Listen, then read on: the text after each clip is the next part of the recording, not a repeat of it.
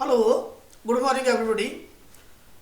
अगर आप प्लान कर रहे हैं कोई नया लैपटॉप खरीदने की या पीसी खरीदने की, तो इस वीडियो को मिस मत करिएगा। बहुत ही बेनिफिशियल ये वीडियो होने वाला है उन लोगों के लिए जो जो लोग who are planning to buy laptop और पीसी इन 2023। ये वीडियो जो मैं अभी शूट कर रहा हूँ ये सितंबर 10 को शूट कर रहा हूँ। तो सितंबर 10 को के बाद जब भी आप प्लान कर रहे हो पीसी लेने का, तो याद रखिएगा सबसे इम्पोर्टेंट है आज के टाइम में आपका डाटा। क्योंकि कुछ लोग गेमिंग करते हैं, कुछ लोग ऑफिशियल काम करते हैं। तो काम करने की वजह से क्या होता है कि आपका डाटा जो है आज के टाइम पे बहुत ज़्यादा स्टोर होना शुरू हो जाता है।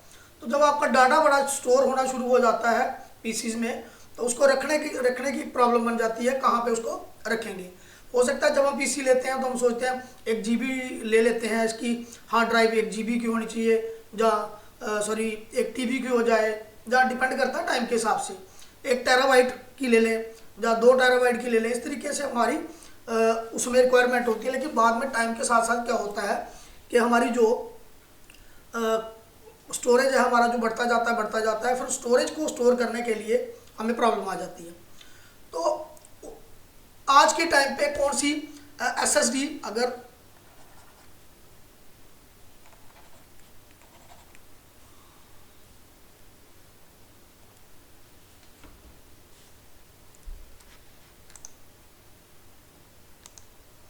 आज के टाइम पे हमें कौन सी SSD यूज करनी चाहिए ताकि हमें फ्यूचर में आने वाले 5-7 साल तक हमें कोई परेशानी ना आए।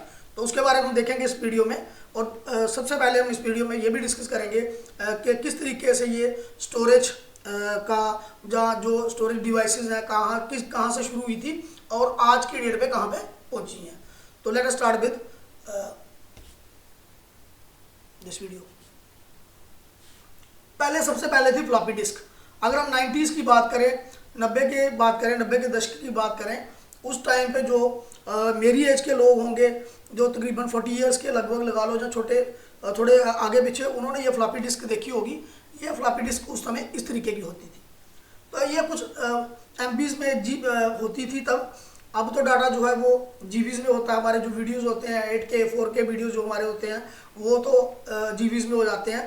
तो ये जो फ्लॉपी डिस्क जो थी ये उस समय छोटे छोटे कुछ गेम्स वगैरह जहाँ कुछ छोटे छोटे डॉक्यूमेंट्स जो हैं वो KV के डॉक्यूमेंट जो किलोबाइट के जो डॉक्यूमेंट्स हैं उनको स्टोर करने में हेल्पफुल थी। तो उसके बाद जैसे ये ख़त्म हुआ, इसके बाद आगे CD आप लोगों ने देखी होगी, कम्पैक्ट डिस्क। CD की फुल फॉर्म कम्पैक्ट डिस्क। तो ये इसको भी क्या था, ये भी रीड राइट, यानी कि अगर आपने डाटा गाना सुनना है, वीडियो सुनना है, मूवीज देखनी है तो इस पर आप देख सकते थे, रीड भी कर सकती थी। यानी कि जब आप किसी CD को डाल करके मूवी देख रहे हो, गाना देख रहे हो, जब कोई डॉक्यूमेंट देख रहे हो, दैट मीन्स कि आप उसको रीड कर रहे हो।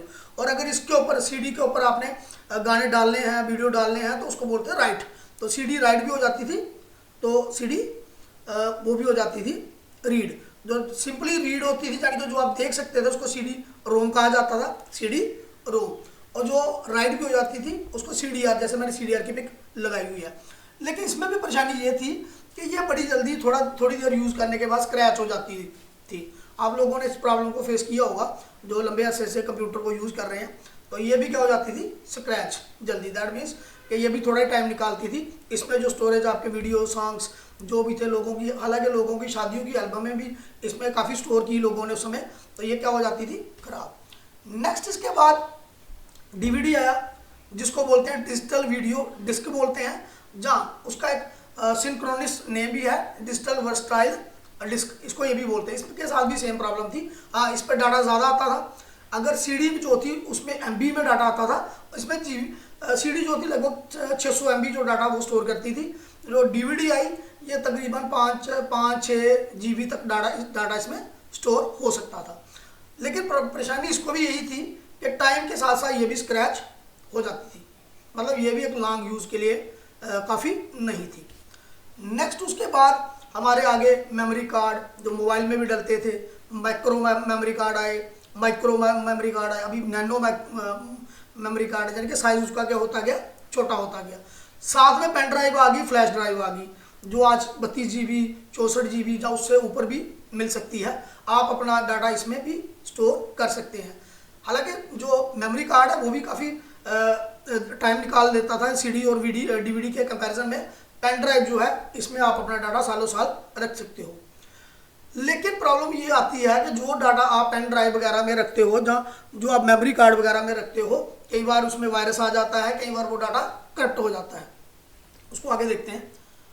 तो नेक्स्ट जो है हमारा इंपॉर्टेंट पार्ट जो कंप्यूटर का रहता है वो है हमारा हार्ड डिस्क, जिसमें डाटा क्या होता था, स्टोर। ये शुरू से लेकर के जो मैंने शुरू किया फ्लॉपी डिस्क से, वहाँ से ही कंप्यूटर के अंदर एक ड्राइव पड़ी होती थी जिसको बोलते हैं हार्ड डिस्क। जो मेन डाटा कंप्यूटर का या सॉफ्टवेयर जो चीज़ें सारी वो कहाँ पड़ी होती हैं कंप्यूटर की हार्ड डिस्क के अंदर। तो हार्ड डिस्क जो है, जो कंप्यूटर के अंदर हार्ड डिस्क लगती है, इंटरनल हार्ड डिस्क बोलते हैं। कई लोगों ने बाहर भी एक्सटर्नल एक हार्ड डिस्क यूएसबी की फॉर्म में रखी होती है, जैसे पिक्चर सेकंड दिखा रही है ये। तो यहाँ पे ये क्या होता है कि ये वाला ये एक्सटर्नल हार्ड डिस्क है। अब हार्ड डिस्क जो है इसका मैकेनिज्म कुछ ऐसा है कि इसको दो पोर्ट होती है, पावर पोर्ट, बिजली की पोर्ट, ये power port, data cable port, अगर डाटा आप केबल लगानी है आपने वो पोर्ट। तो मेन चीज़ इसमें होती है ये स्पिंडल और साथ में इसके ये लगा होता है क्या, ये होती है इसका रीड एंड राइट करने की नोब। नीचे जो स्पिंडल घूमता है, डिस्क स्पिंडल, ये डिस्क इसकी घूमती है और ये जो इसका पॉइंटर है ये रीड एंड राइट का काम करता है। टाइम के साथ साथ ये जब ये बार बार घूमता था, उसकी वजह से भी हार्ड डिस्क क्या होती है कि पॉइंट पे बार रगड़ लगने से क्या होता है, ये भी खराब हो जाता था। इसमें भी आ जाते हैं बैड सेक्टर्स आ जाते थे। क्या आ जाते थे? बैड सेक्टर बोलते थे। हालांकि वो कुछ रिपेयर करने वाले रिपेयर कर देते थे, बैड सेक्टर निकाल देते थे। तो लेकिन टाइम के साथ साथ क्या हुआ, अब इसमें हार्ड डिस्क में रीड एंड राइट करना, यानी कि वीडियोस देखना, हैवी वीडियोस देखना, वो थोड़ा सा इसमें भी टफ होता गया। पहले शुरू में क्या हुआ कि इसके आरपीएम को बढ़ाया गया, लेकिन आरपीएम को बढ़ाने से भी वो जो प्रॉब्लम थी रीड एंड राइट डाटा की, वो प्रॉब्लम सॉल्व नहीं हुई। इन सबको रिप्लेस किया एक नई चीज़ ने, जिसको बोलते हैं SSD drive, solid state drive. अब क्या है, जो लास्ट ईयर्स के कंप्यूटर्स हैं, तो तकरीबन 5-6-7 साल पुराने, उसमें हार्ड डिस्क थी। अब वो जो कंप्यूटर हैं वो क्या कर रहे हैं इस समय, उनमें वर्किंग कैपेसिटी क्या हो चुकी है, कम। अब मोस्टली लोग क्या कर रहे हैं, उनको अपग्रेड करने के लिए उसमें लगवाते हैं एसएसडी ड्राइव, और काफ़ी हद तक ये अच्छी चीज़ भी है। एसएसडी ड्राइव जो है ये एक तो इसकी कैपेसिटी ज़्यादा होती है, और दूसरा इसका जो आपका सिस्टम, कंप्यूटर, लैपटॉप जो होता है उसकी स्पीड अच्छी रहती है, प्रोसेसिंग उसकी अच्छी रहती है। हालांकि प्रोसेसर बहुत इंपॉर्टेंट रोल प्ले करता है इसमें, लेकिन अगर आपका प्रोसेसर अच्छा हो और हार्ड डिस्क आपकी अच्छी ना हो, एसएसडी ड्राइव आपकी अच्छी ना हो, तब भी आपको प्रॉब्लम आ सकती है। तो कुछ कंपनीज की जो बेस्ट एसएसडी ड्राइव्स हैं 2013-23 के लिए, सैमसंग 990 प्रो, PNX ये CS3140, सैमसंग की 970 ईवो प्लस, ये किंगस्टन की, उसके बाद पेट्रोइड की, सैमसंग की ये 870 ईवो एसएसडी, ये वो वाली एसएसडी ड्राइव्स हैं।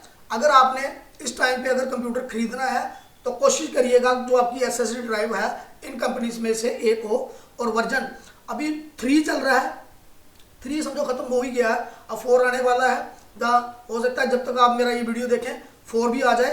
तो कहने का मतलब ये है कि अगर आपने कंप्यूटर लेना है तो सॉलिड स्टेट ड्राइव आपकी एक अच्छी कंपनी की होगी, क्योंकि लोकल कंपनीज भी जो है बाहर से इंपोर्ट करके, चाइना से इंपोर्ट करके लेबल चिपका करके काफ़ी ये यूज़ कर रही हैं। कईयों में तो प्रॉब्लम ये भी आई है कि कईयों में खाली उसमें एसएसडी ड्राइव जो है उसमें मेमोरी कार्ड ही लगा दिए जाते हैं, जो आपके डाटा के लिए काफ़ी हद तक नुकसानदायक हो सकते हैं। अगर आपका डाटा ऐसे उड़ जाए, वायरस की वजह से उड़ जाए या कोई और प्रॉब्लम से उड़ जाए, तो वो एसएसडी ड्राइव से रिकवर हो सकता है। कई बार हमारा डाटा बहुत इंपॉर्टेंट होता है। अगर एसएसडी ड्राइव की कमी की वजह से, एसएसडी ड्राइव के फॉल्ट की वजह से हमारा डाटा अगर लॉस्ट हो जाता है तो वो रिकवरेबल नहीं होता है। तो दैट इज़ वेरी इंपॉर्टेंट कि कंप्यूटर खरीदने से पहले एसएसडी ड्राइव अच्छी कंपनी की लें। तो मैं किसी कंपनी को प्रमोट नहीं कर रहा हूँ, खाली आप लोगों को इन्फॉर्म कर रहा हूँ, तो मेरा इसमें कोई पेड वो नहीं है। तो फिर से कहूँगा कि एक अच्छी एसएसडी ड्राइव लीजिएगा कंप्यूटर लेने के साथ। Thank you so much for watching this video, thank you so much. तो अगर आप मेरे चैनल पर नए हैं तो प्लीज़ लाइक शेयर सब्सक्राइब जरूर करिएगा।